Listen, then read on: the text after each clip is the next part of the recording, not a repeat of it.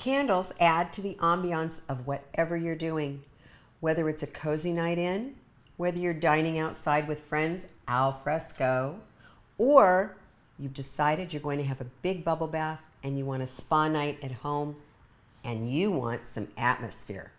Candles are your answer. It could be something fun like this one from Homesick. They make all kinds of candles. They're all cities and states and all kinds of things.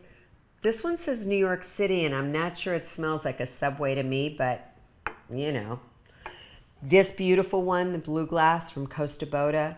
I love these from Baobab, all different scents. The glasses are all different. They come small, they come even bigger than this.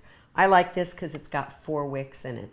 And if you can't figure out which scent you want, get an assortment like this fun thing from Voluspa. You've got 6 options here. You're going to find something you love.